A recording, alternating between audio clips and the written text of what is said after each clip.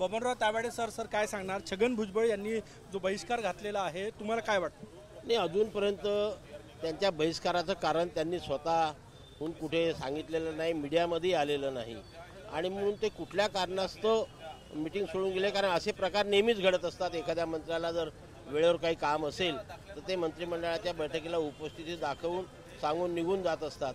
आज त्यांच्या बैठकीचं जेव्हा अधिकृत कारण पुढे येईल तेव्हा आम्ही त्याच्यावरती भाष्य करू. काल मराठा समाजाबाबत जो GR काढलेला आहे सरकारनं, त्यावर नाराजी असल्याची सूत्रांची माहिती आहे. छगन भुजबळ त्यावर नाराज असल्याची माहिती. सूत्रांची माहिती असू शकते. अधिकृत जोपर्यंत भुजबळ साहेब भूमिका मांडत नाही तोपर्यंत आम्ही एक जबाबदार व्यक्ती म्हणून, जबाबदार पदाधिकारी म्हणून भाष्य करू शकत नाही. लक्ष्मण हाके त्यावर म्हटले की ही सरकारची या GR बाबत नाराजी आहे. नाही, त्यांचं ते वैयक्तिक मत आहे. आधी त्यांनी GRचं पूर्ण वाचन करावं आणि समाजाचं कुठे नुकसान होते. आमचं एक म्हणणं आहे की आपण जबाबदार व्यक्ती आहोत. समाजाच्या आपल्याकडनं खूप अपेक्षा असतात. अशा वेळेस आपलं स्टेटमेंट हे जबाबदारीपूर्वक असायला पाहिजे, जेणेकरून समाजामध्ये दहशत निर्माण होणार नाही, भीती निर्माण होणार नाही आणि म्हणून अभ्यासाअंती आम्ही बोलत असतो. ओबीसी नेत्यांचे मत भिन्न आहे का? म्हणजे हाके म्हणतात की ओबीसी समाज संपतोय या GRमुळे. अहो, इथं असा एवढा मोठा 60% असलेला हा समाज आहे. जेवढे नेते तेवढे मत, सर्वांचं काही एक मत होऊ शकत नाही आणि म्हणून ही मतभिन्नता राहणारच आहे.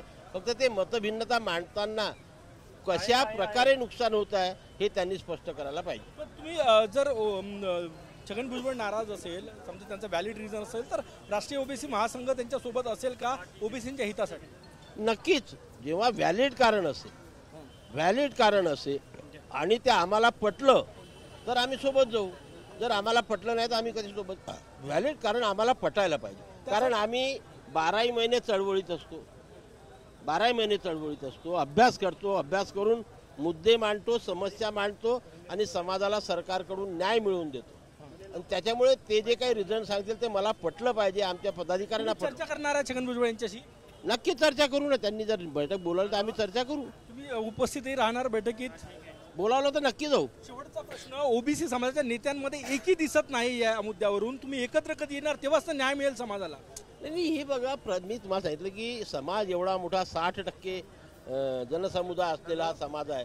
त्याच्यामुळे वेगवेगळे नेते असतात, वेगवेगळी मतं असतात. ते एक वाक्यता होणं हे मला तरी आजच्या घडीला कठीण वाटते आहे. तुम्ही बैठक बोलायला चर्चेला जाल?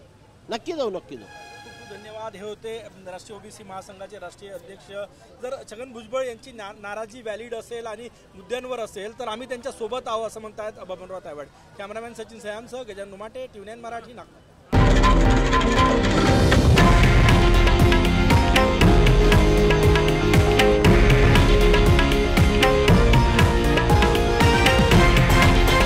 हे आहे देशातील नंबर 1 न्यूज नेटवर्क आणि आपण पाहत आहात TV9 मराठी, एकमेव.